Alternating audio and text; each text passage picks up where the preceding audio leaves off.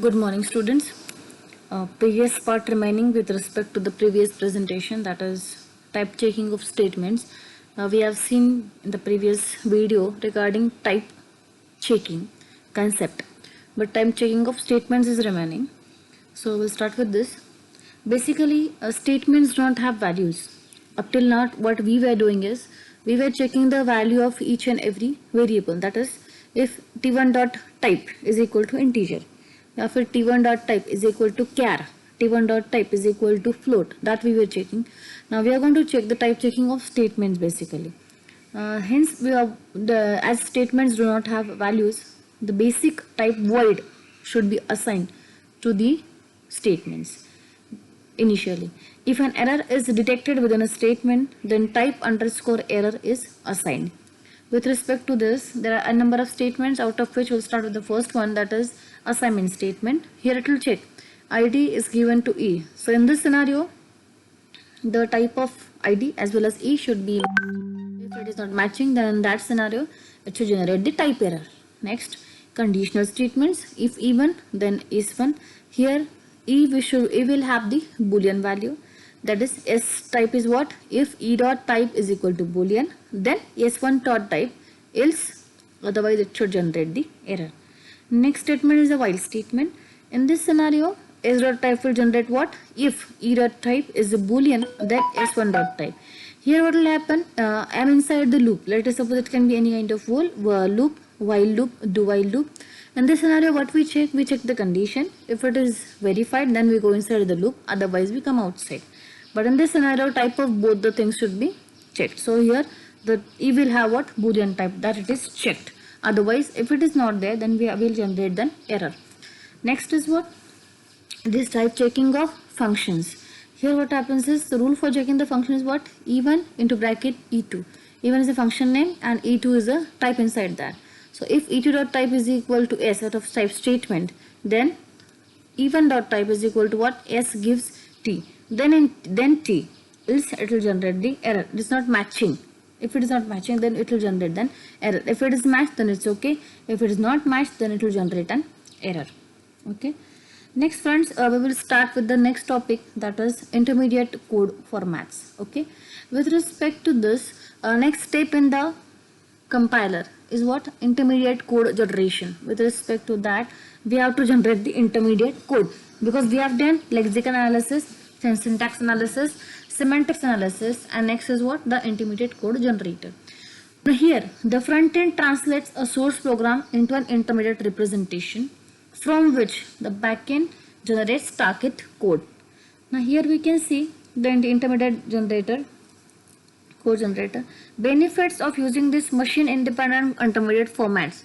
Basically, retargeting is facilitated. That is, if a compiler for a different machine can be created by attaching a backend for the new machine to an existing front end. A machine-independent code optimizer can be applied to the intermediate representation. Now, how to represent this intermediate code?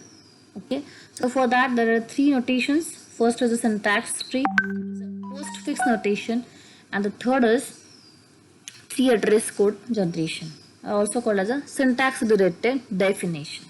Okay, so first we'll see what is basically syntax tree.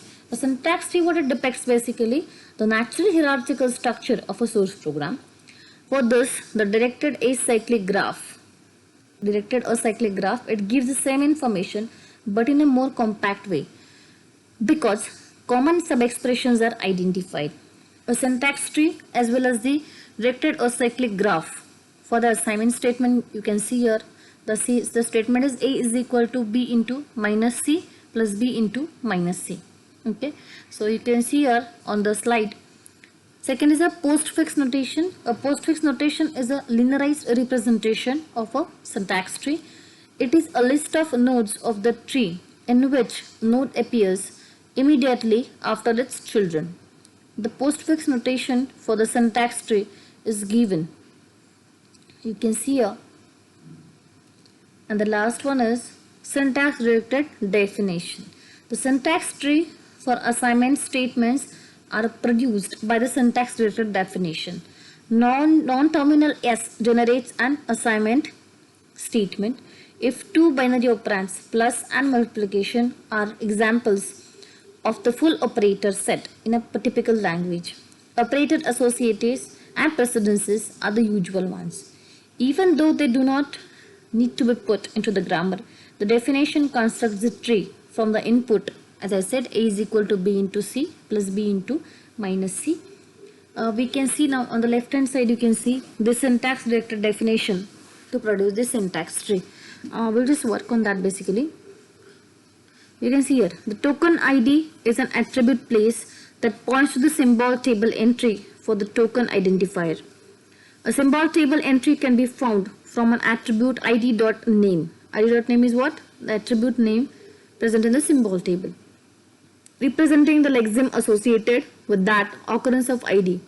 If the lexical analyzer holds all lexeme in a single array of characters, then attribute name might be the index of the first character of the lexeme.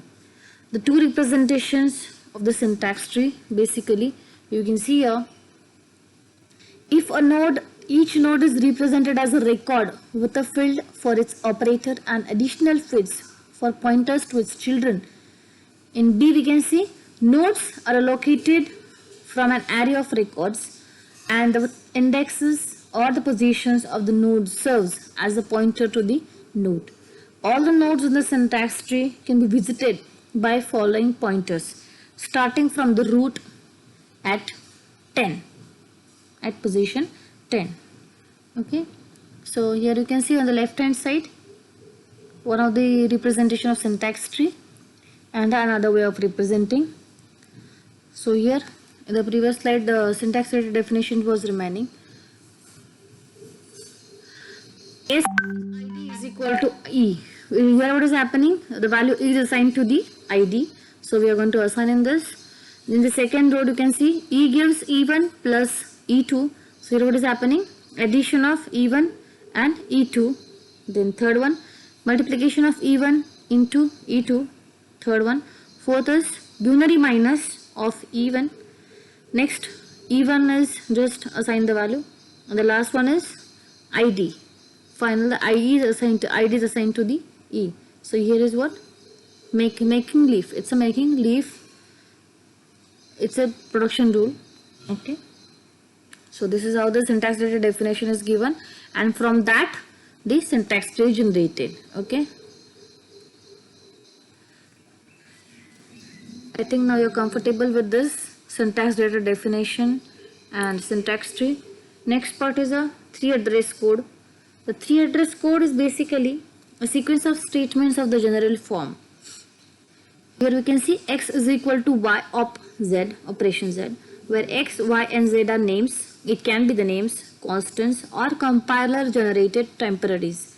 OP stands for any operator such as fixed or floating point arithmetic operator or logical operator or boolean valued data.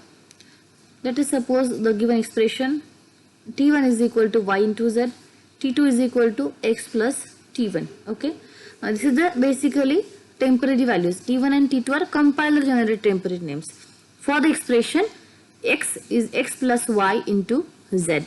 Okay, x plus y into z. This is a basically original language expression. For that t1 and t2 are temporarily generated. Now this is the basically 3 address code. How to generate the 3 address code? Now next we'll see the advantages. Basically in short we'll see what is the use of this. The 3 address code is what? Linearized representation of a syntax tree or a directed acyclic graph in which explicit names corresponds to an interior nodes of the graph. Okay, and basically just now as we have syntax tree and directed acyclic graph are represented by the 3 address code sequence. Variable names can appear directly in the 3 address code statements. Okay. Now these types of statements basically, first the assignment statement, which is of the form x is equal to y op z, as just now we have seen. Op is can be any binary arithmetic or logical operation. Second, assignment instruction of the form x is equal to opy, where op is the unary operator. It can be unary minus, logical negation, then shift operands, conversion operator. Okay, x, y, z.